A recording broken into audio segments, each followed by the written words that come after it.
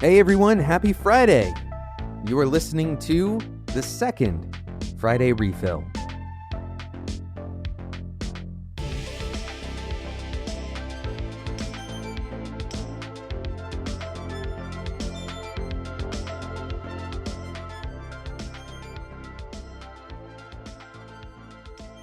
As we've mentioned before, Friday Refills are intended to give you the motivation and the energy to go into your weekend not feeling defeated, not feeling like you have to recuperate from a full week of being beaten down, but instead going into your week resting with energy, resting with purpose, resting with the idea that you are getting ready for something else that's coming next week. So I'm excited for this Friday Refill. My name is Jonathan Cottrell. This is a part of the show, Developer Tea. So you're not in the wrong place if you're looking for Developer Tea. This is a part of Developer Tea. We are doing these Friday refills. If you missed the first one, go back and check it out as well. Much of our reality is played over in our minds. Much of our reality is determined by the chatter in our minds. In fact, there's a new book called Chatter.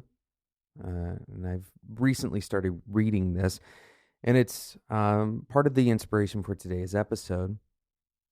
But much of our reality is based on our replaying, our construction of all of the random events that are happening, and the assimilation of those events to make some kind of meaning.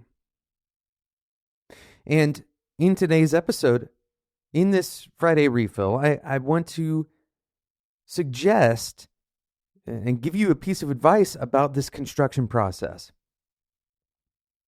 Because here's the reality. There are so many ways that the assimilation of those events can happen. But the interesting thing is that, as we talked about recently, the shape of our work on the show, much of the ways that we assemble our reality, much of the ways that we kind of reconstruct whatever happened, our memories, and even trying to construct what the future will look like, even our perception in the present is an echo that is shaped like us. Our experiences from the past and our upbringing, for example, all of these things that make us unique, that is the backdrop. You can think about this as the set of tools, if you want to, or maybe the contour, the shape of your construction process. Because it's not unopinionated. We don't have perfect ways of viewing reality, of perceiving reality. In fact, we are limited. We're even concretely limited to our senses. You can imagine that the way that someone who has a particular strong sense, for example, let's say that they have very good eyesight, or they have a particularly heightened sense of smell, they might recreate the same event that another person has experienced. They may recreate it very differently because of their actual physical senses, the way they take in information. But it's not just about those raw, kind of peripheral ways that we take in information. It also extends to the way that we make sense of that information. You can imagine taking that information and, like it's a cup of paint, and you're splashing it on the wall where all of your previous experiences exist. And all of those previous experiences have their own colors. And this paint is not particularly thick. It's not going to land and cover up all of the rest of the paint. It's going to mix with your experiences. And not only your experiences, but also the things that you haven't experienced that have been imposed on you, even by culture. This is more of that backdrop. You can imagine that that's like the texture on that canvas.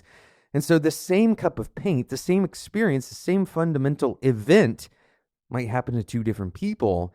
And the outcome, what happens when you splash that paint on the wall, on that canvas, is entirely different. In fact, it is so different from each other, it is unrecognizable. So as you go through those experiences, as you try to recreate your understanding, my suggestion, my advice for you is to always consider an alternate story.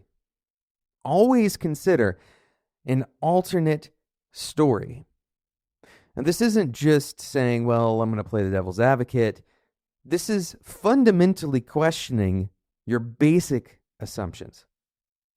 Not your primary assumptions, but even the most simple changes. Always consider an alternate story. The changes that you can consider is even the words that you use to describe an event. Imagine using a different word. Imagine being a different person experiencing the same event. Imagine being a different age. And imagine having different belongings, right? These are all ways that you can kind of adjust your perspective. And you can do this iteratively, right? You can say, okay, what if I was 5% different than I am? What would that look like? How can I imagine 5% different? Well, I might have a little bit more money. Maybe that would change the way that I think about something.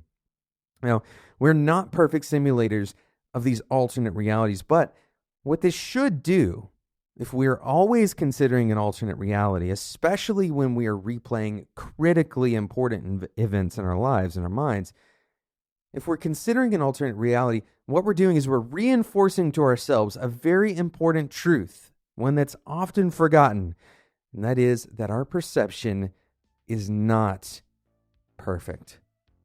Our perception is not a complete picture.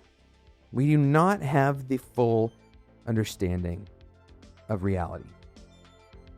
Thank you so much for listening to today's episode, this Friday refill of Developer Tea. Have a great weekend, and until next time, enjoy your tea.